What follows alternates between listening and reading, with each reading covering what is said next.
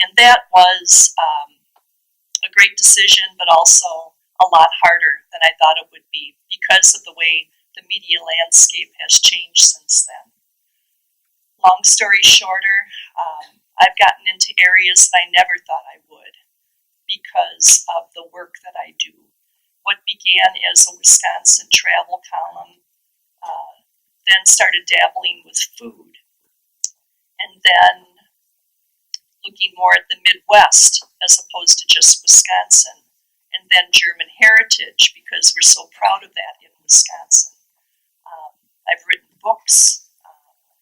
My fifth book, the Wisconsin Supper Club Cookbook, has become an oddity on its own because people, especially in rural areas, love their cookbooks.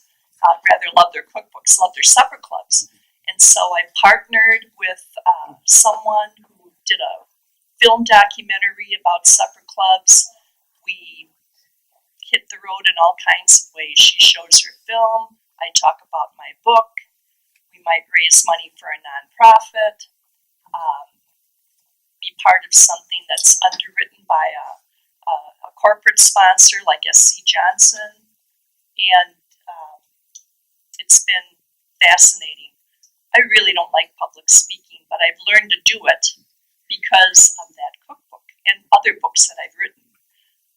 I was not a photographer when I got into this business as a solo business owner, but have learned quickly that editors want illustrations, and if you can't find them, you need to provide them.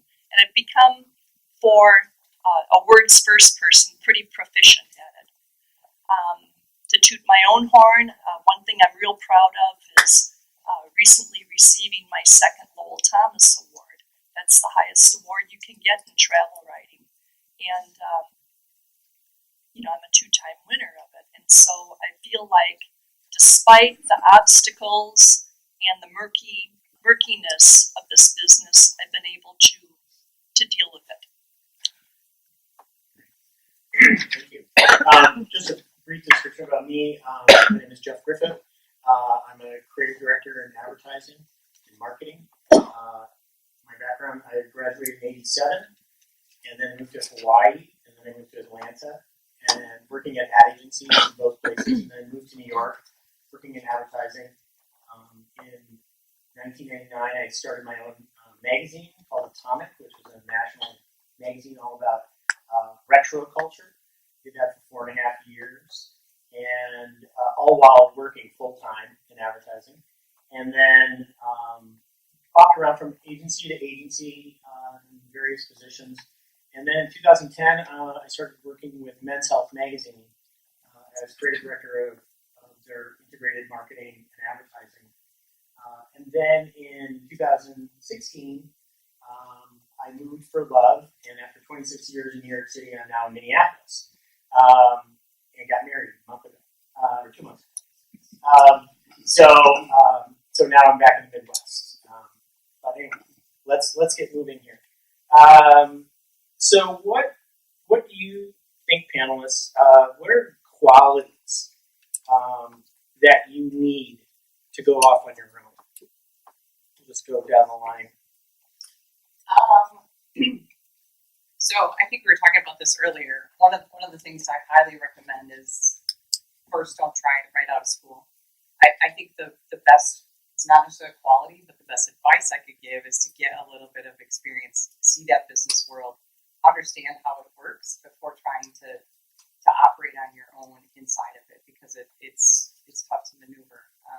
I would say from a quality standpoint, one of the things that I could think back on in those early years was you have to have a lot of courage and faith in yourself. And when you're going in as an independent, I'm sure you guys can speak to this too. I remember going to an SC Johnson as an individual consultant and talking to them about concept writing, and I was this newly created, self-proclaimed expert in it. And I'll tell you, there's not a we in entrepreneurship right away, right? So we have staff now who help back that up, but in the beginning, it's all you, and you have to have faith and believe that you know what you know to be true and that you're good at it, and you'll have that from coming out of this school clearly all the alumni you're hearing from today, a lot of them have gone on to do really cool stuff. And that all started right here. So just when you get out, believe in yourself and own it and have the courage to stand up and say you know what you're doing. Yeah, I would say to take in as many experiences as you can, because basically I just absorbed everything that I could at the agency, and then just over time I was like, wait a second, I could do it way more efficiently if I was doing X, Y, Z, or if I did this way or that way. But I would never have known that if I didn't spend the time at the agency to learn. So learning all the web stuff that I could, but then kind of the processes there as well. And you really have to be self-motivated because I've heard you have to have a more defined and refined schedule and set in a routine when you're doing it yourself versus when you're working 8 to 5. Because if I wanted to sleep until noon, I could, but then there's no work getting done. So you really have to be self-motivated and want to really take charge of it and make something out of the business. I think discipline and focus are important too. The discipline, because like any other small business owner, you get to do it all. You get to find the work, do the work, market yourself, collect the bills, collect the payments for the work, social media. So it really requires discipline. You have the freedom, which is a wonderful thing, but like CT said, if you want to sleep in every day, your work will suffer. Similarly, I think it's important to know when to turn off the work, because especially if you have a home-based business, the work is always within reach, and I've noticed, and I think studies have confirmed that the longer your workday is, the less efficient you get as the day goes on. And as far as focus in terms of your mission, what is it that you're trying to do? Try not to be everything to everybody at first. Hone in on something small that people want versus what you want to do. Hopefully, there's a combination between the two, but then you can always grow from there when you do the little bit. Excellent. So on that topic, is people say like, oh, I want to start my own business because I want to do whatever I want to do and I have all this freedom, right? And you kind of touched on that a little bit. Talk to us about that. Is there freedom, or what freedoms do you have owning your own company? So I've been doing this for 12 years. I would say there was a lot more freedom in the beginning. As I was building the business, there was a lot to learn. Like she said, we're multitasking, doing many of those things. You're the accountant, you're the computer fixer, So I was telling stories, I think it might have been to Katie, that in the early, or it was to someone else in our office, I was saying, in the early days, your computer broke. You didn't have when I was at KC, we called a help desk, right? There's no help desk. I was my own help desk, digging in my computer and fixing things. So you could have flexibility, but there were things that took up time that you weren't expecting. And so there was a balance, but you get to learn to be a jack of all trades. You sort of learn to get to manage that broad-based business. I would say in the beginning, depending on how fast you want to grow. For me, I was trying to balance work and children. So remember, this opportunity was born out of the fact that there was no way I could work 80-hour work weeks at Kimberly-Clark. And so I saw the space as an opportunity to kind of balance those two things, do what I love to do using my writing and the marketing skills and raise my children at the same time. So I had a lot of flexibility in those early years. It got to be more successful. And as the kids grew, so did my work hours. So I think, it's what you want it to be. You have some flexibility with your accelerator, right? So if I wanted to grow faster, I could have been doing a lot more advertising in those early days. I didn't, because I only wanted so much. I only wanted so much business out of that business because I wanted to balance it with home and work life. CT? Yeah. So when I first started, when you go on your own, you go, I'm doing this because I want to do web design, 24/7. I love it, or social media, or whatever it might be. But what ends up happening is that the amount of time that you actually spend doing that thing is so much less. It's like 25% probably in the first year that I was actually designing websites, and I'm like, oh my goodness, because that's all I want to do. But I have to go to the networking events. Social media, make sure the bookkeeping and accounting is all squared away. There's so many different factors and aspects that you don't really think about until you go out and do it. And so it's just like the realization that the thing that you love to do isn't really going to be like 100% of the time or a full-time thing because you're juggling all these different avenues. But I think as time goes on, you can streamline different aspects, and that's what I plan to do, and then just really kind of focus on my thing. Excellent. Gary? I like the idea that you can, to a large extent, decide who you want to be in this world and in this business and what you want to stand for. And that changes as time goes on and you gather more information. You decide who you want to work for to some extent. Things I've learned along the way is that some of the marquee customers might not be worth the effort if there's a lot of, people can be high maintenance, editors can be high maintenance too.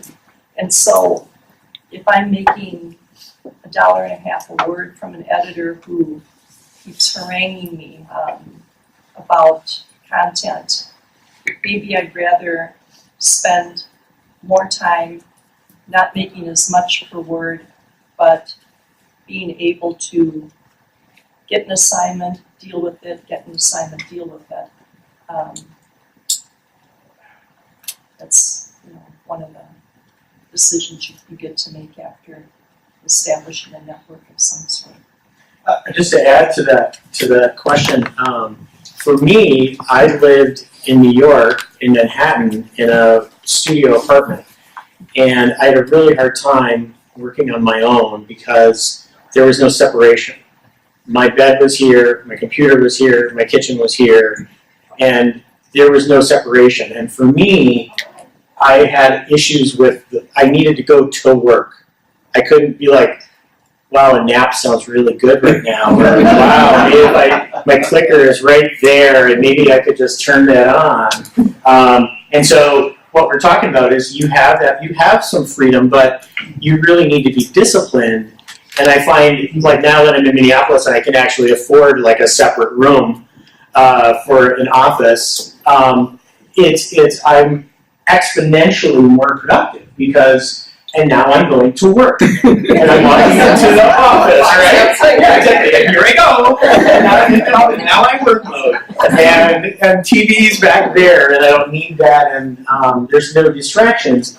And so that's really affected me in kind of creating that work environment for me, like my hours and my space. Can I just piggyback on that? Because that's a really good point, and I think all of us have touched on that. I worked from home in the beginning, and now we have office space. And again, for me, that all-in-one worked as a woman raising children. So I could pound out a nice concept and do some good thinking for S.E. Johnson, and then I could go in the next room and throw in my child's clothes into the water. Now, people who work are like, oh my God, that sounds amazing to be able to get your laundry done while you're working. It was. And those were the days when it really worked. So I think it's whatever you need to make it, but recognizing that either having it blend or having it separated, you need to be disciplined about that. What works for your lifestyle, and then make that happen. Question. Yeah, I'm sorry. Can you touch base on the social isolation that can set in? Well, for me, it's funny because like my father, and now my brother took over the business, but my dad had his own business, and he had a separate office, and it was just he and his secretary, and that was it. And he wanted it that way, and kind of talking to me about what you were saying about like how big do I want to be to have the flexibility. He really insisted he just wanted to be one person, but he always insisted I have to go out to lunch. And Mom would say, well, I'll make you lunch. He's like, I need to go out. I need to see people. I need to interact with friends. So he always created that time. And I've kind of taken that over. I need to go out. And my wife, my now wife, she'll say, well, I'll make you lunch. And I'm like I kind of need that. It's a part of my routine. Like I need to do that. Get outside. Anyone, if you want to talk about that? Yeah, I would agree. Just kind of whatever works for you, and then kind of just make that work. But obviously, to make it a priority, like I'll play tennis once or twice a week. Just kind of get out there and be active. Usually networking events, weekly or monthly. But yeah, you don't want to just sit at home and sit in the computer. I kind of like being a hermit for most of Who needs social interaction? So many of my editors I've never met, we just do the email thing. People are billed electronically. I've never even spoken to a lot of them. And the patchwork keeps changing as they come and go and whatever.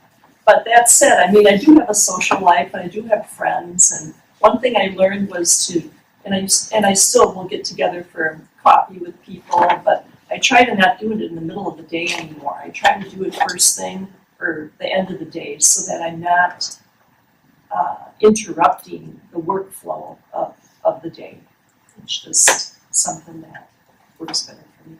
Do you find that you like the isolation now because you work that many years with people that, because I think that's kind of how I am too. Like, I already did my time with all these people. Really, Clark, they drove me nuts, and now it's great to have that quiet time. When you get together with former colleagues and, the talk veers toward the latest round of office politics or whatever, and I think, it's a reminder that I'm glad I'm not there for that. But one thing that really bothered me at first was not being in a newsroom setting where you were the first to hear. You really felt like you were the first to hear about whatever big was going on locally or nationally, internationally. I got used to that, and then of course with the kind of media world we're in, everybody's kind of finding out a lot at the same time. What inspires you? What gets you inspired? You're working on your own. What inspires you?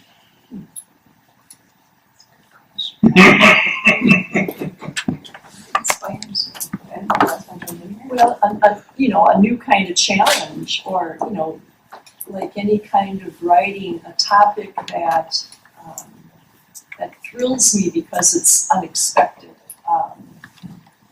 Some stories write themselves, and the older I get, the harder it is to get that pure sense of thrill. But when it happens, it's a wonderful thing. The day goes by real fast. Photography too. I've learned to like photography to the point that if I can get an opportunity to just concentrate on photography, it's pure joy for me because it's a big shift from, as I call it, my word factory. So, yeah. And now you know what to say if they got the picture right away or not either. So the old days, we had a film. I'll take a deeper approach.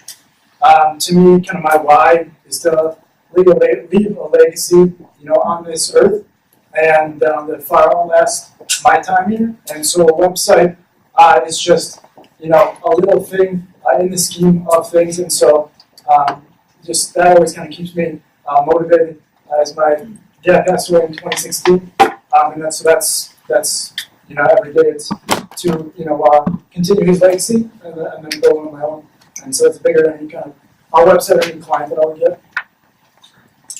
I guess now that I've talked a little bit, I can think about what the inspiration is for me, and it probably is that I enjoy doing good work, and I view writing and some of the agency work too as a problem, right? So even though I'm not really a math mind, I'm sort of one of those 51, 49 people, but I view what we do every day in writing and creative as a problem to be solved, and I think that's the part that it's always changing and it's always engaging. It's different every single day. So from an inspiration standpoint, we never know what those assignments are going to be. But every day we walk in, the phone will ring and it's Saudi Arabia asking for a concept, or it's someone down the street asking for a press release, or we just don't know. So I think that part is kind of fun. It's not the same every day. That does inspire me. That changing assignments, if you will. Nice. Yeah, for me, I think what inspires me is, and we're talking about breaking up the day and meeting with friends and whatever. I love to talk to my friends. Photographers and illustrators and other creatives. that inspires me. I kind of feed off that energy. I don't need to be in an office space to get that, but I love that interaction with other creatives, just hearing what they're doing, hearing what's going on, and that inspires me. The other thing that inspires me is production. I love to produce something. Let's talk about it in meetings for 3 months? No interest. But we're going to produce this thing? Oh yeah, I'm in it. We're going to do video, we're going to do print, we're going to do whatever it takes. I love to coordinate that and have all these working pieces. I'm starting to shoot with a 10-person crew on Monday down in Charleston and 3 Medal of Honor recipients. I'm going to be over the moon. I'm going to be buzzing and jumping around. And, one of the photographers said, well, what if, somebody says, oh, you can't shoot that. And I started laughing and I'm like, I don't allow that on my sets. Like on my set, it's fun, it's laughter, it's everyone is Facebook friending each other. And it's like, we just have a good time. And so for me, producing something and actually, we're kind of in a rare field. Like accountants don't go, hey, look at the books I created, right? But like in creative, like we're all creating things you can see. And that's what's really exciting I think, about the industry. Next question. Let's talk about stress.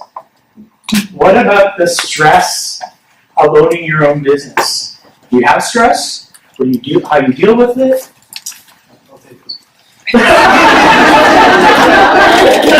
CP's like, I'll do this. At the agency, I would see my dad get stressed out by a couple of particular clients. And I'd be like, why? Like, why don't you just drop them? Like, let them go. And get a couple more to make up for it. And so that's the tack that I take. I believe there's a beautiful value exchange. When I get a client, they see the value that I bring, and I value them, as a client, and so that there's no stress there.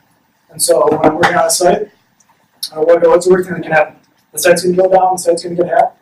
It's fine. We'll fix it, and we'll get it corrected, and we'll move on. And so, yeah, that's to me, it's stress-free. But that's the way that I operate. Cash flow can be a stressor, not knowing when somebody's going to pay you. And I lessened that, back in 2008 when I took the buyout at the Capital Times. I used the buyout money to live on for the first year.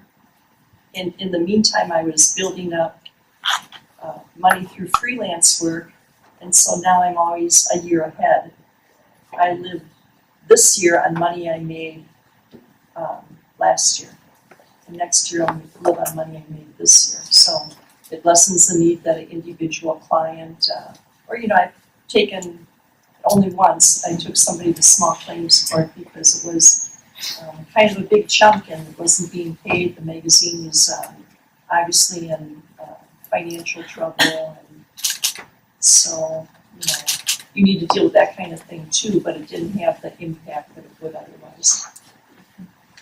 Yeah, and I think we're probably a little different. You guys are all solo, right? Right. So I was solo until 2015, and then I took the leap to hire employees. So there's a whole another level of stress that comes with that. So now you not only need to learn your Geek Squad stuff and know how to fix your computer and how to do the billing work, but now you need to be an HR person too. And so that adds just another layer of complexity. So I think it's, from a standpoint of stress, I feel like we're now again in an infancy stage, right? So from 2015 to 2018, we're rebuilding this company. It was an individual consultancy before. Now I'm taking and sort of replicating the work that I did and creating processes and all of that stuff. The sales process, the actual process for how we deliver our service to clients. So it's, for me, I'm in a little bit of a different spot. Sure. I think if I was 12 years in, still in an individual practice, I would be where you are. Because you get things down after a couple of years, and you understand how to do the billing, and you understand about cash flow, and you look at your bank, and you do all those things that you need to make ends meet. And then at a certain level now, this is a whole new ballgame for us. Because all your decisions are affecting everybody else. Correct. And it's just a different world. Like that whole accelerator I was talking about before.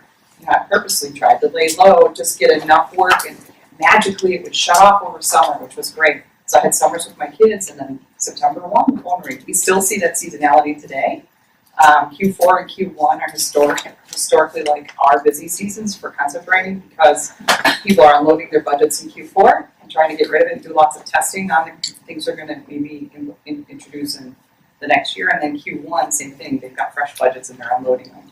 So we see 6 months of the year that are historically more busy and our eyes twitch. Baby's in the eyes. She lives the stress with me now. Her eyes are twitching now? Yeah. That's right. So we kind of touched on it. Talk about the having your own company, the work-life balance. How do you keep that in check? How do you not work too much or not play too much, or how do you find that? How do you do that? It's really easy when Go ahead, CJ. Yeah. when you're your own boss, and I'm a single guy, so it's like, hey, why don't I just work till 8 p.m. because why not? And let me get this site done or this particular update that needs to be done.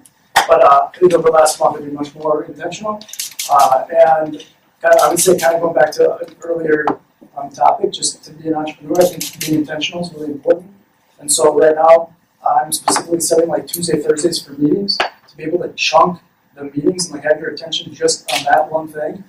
For that Tuesday, that you have 4 meetings versus I have a meeting Monday, I have a lunch thing on Tuesday, and I have this networking thing on Wednesday.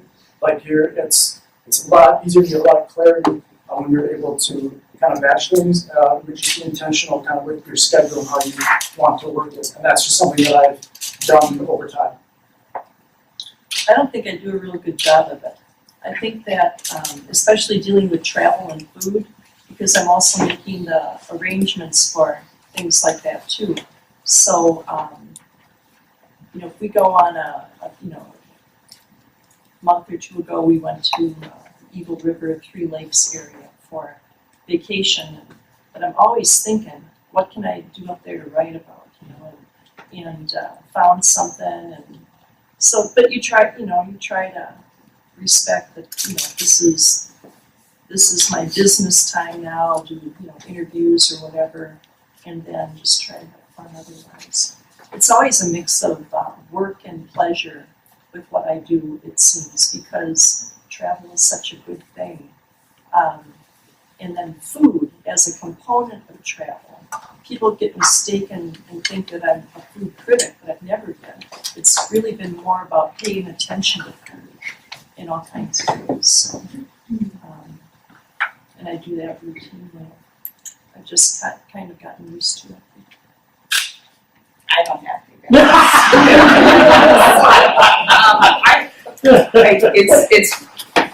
But again, we're in that 3-year kind of restarting business, so it is a little more difficult for me. However, with kids 17 and 16, we also use it as a learning opportunity and try and inspire them to. It's when they come home full on whatever happened in my day is shared with them, and kids that live and breathe the agency world with us. They learn a lot. We're very transparent, and I feel it's really important to share it with the kids. And I made the choice to do this because of them, and so where I'm at now, talk about how we've grown, and just, when we have big failures, to share that with them and say, here's what happened today, here's why I'm sad, it didn't work so well, but we get up tomorrow and do it all over again, and here's the big success we had, So sharing it with the kids is good. It means the work doesn't stop, and now we share the same thing that Pat was talking about with different time zones, where the phone will be ringing first thing in the morning and in Saudi and all that stuff. So there's a lot of blending that goes on between work and home. Excellent. Yes, actually, yes, yes. Along those lines, I've read a lot of articles that something I think we're all guilty of in this day and age is you gotta learn how to turn your device off. Turn it on vibrate. Sounds good. I mean, it sounds. Turn off Saudi. They're fighting all kinds of anxiety issues and stuff. What happens to them? People when they don't learn how to do that, you're just in this constant stream of readiness. You gotta have some separation there. Yeah, I mean, it's like what's urgent, Right. and if everything is a sense of urgency, then Right. Exactly. do you really want to be doing this? Exactly. And some people will set like certain hours and they'll say, "That's this hour. It's not an emergency. Right. Don't hit me." Right. Go ahead.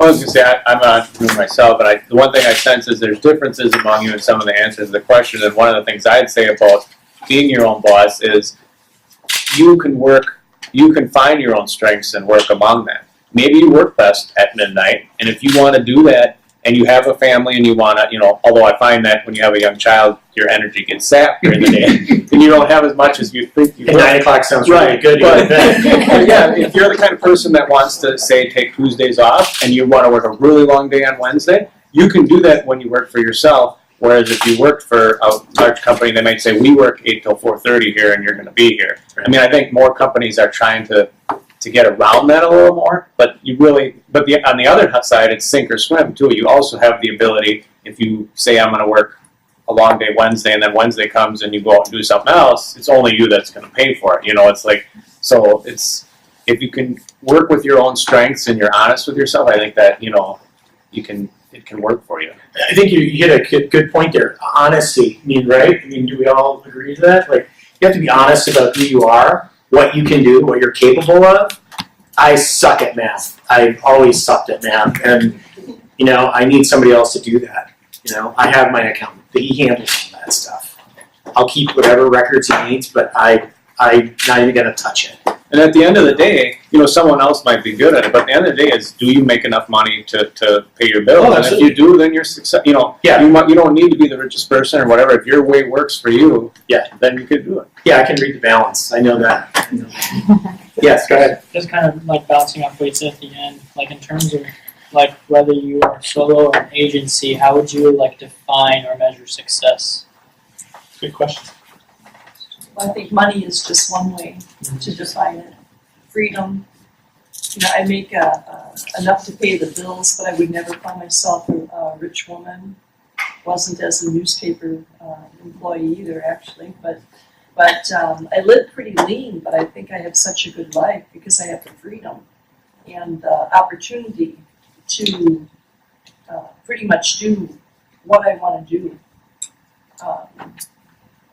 I think that's a great thing to keep in mind. Money is just one way to define success. CT? I've heard it been described as the unagency model, which technically is you stay solo and then you hire contractors. And so that's my plan. And whether that's graphic designer, social media, SEO, whatever it might be. For instance, I have a graphic designer that's in Arizona, and he's awesome, and he helps me with whatever I may need to be able to build that relationship. And then when I have a client in Arizona, sweet, let's meet up. And I just like that, kind of build that relationship and then meet face to face, and just kind of keep that going as I build it. Yeah, I would echo what the gentleman said over here, which is if you're doing what you love every day, and I do, I really do. Otherwise I wouldn't be in this as long as I have because the eye twitching thing. But I think that change in assignments and plugging in and knowing you're doing big work, for us we do some good work for big agencies from Appleton, Wisconsin. When we look at our roots, we go, geez, a couple of us graduated from Oshkosh and we're dealing with a company in Saudi and M&M Mars and SC Johnson. These are companies we would have never thought we could do work for, but it started here. You just do what you do well, and the pay starts to not matter as much. Well, and I think too, like now with the internet, I know that sounds really silly, but now with the internet, I can be in Minneapolis and no one knows I'm there. Like it doesn't matter where I am. Like I'm still doing work for my clients in New York and DC and Denver and California. So it's like that makes it so much easier. I mean, even 5 years ago, you'd be like, I don't know, you're in Minneapolis, I don't really know, I don't feel good about that. Who cares? No one even knows. No one even asks my address. I'm doing the work, they've seen my work. And one thing, it brings up another question, which we had talked about on the phone, which is, describe a little bit about how important networking is to your job. I think it's important to have a network before you start in a business on your own because you need people to give you a reality check about what you want to pursue and if it's marketable, on target. To think that you can start a business with only internet research or you have to know who your competition is. To think you can do it on your own is pretty unrealistic. Basically, I just did what you described. I had no network. I had nothing really. I had no clients. I basically just used Craigslist, Upwork, different platforms online to get clients to freelance, and I thought that was going to be the way to do it. And then I went like a month into it, and I'm like, wow, I don't have anything. Nobody even knows I exist. So I need to start going to networking events and just get myself out there. Yeah, so definitely, everything you said was spot on. There was a question. Yeah, now all of you have had what you do now is in different scopes and different focuses, whether it be focusing on making quality websites for fitness professionals or making articles for those who travel. You all have different scopes and different audiences. Would you rather, going back and going into it now, rather be working in a niche group and a niche business market, or working in a larger scope that lets you have a flexibility of things that you do? Okay. No, because I would not want the niche because of what I said. I like the broad variety. I like jack of all trades, kind of not knowing what's coming in the door on any day. So I like that broader scope. Yeah, as a web designer, there's a visual that's out there, and so for the first 6 to 8 months, I was just general web guy. That you can't market to that, and so I had to pick a niche. And I'm super passionate about fitness, so I'm like, let's do it. I'll do websites for gyms, yoga studios, Pilates studios, that kind of thing. And that's kind of what I'm trying to build to. And then you're seen as an expert in that particular niche. I've heard it described as the riches are in the niches. With that. So that's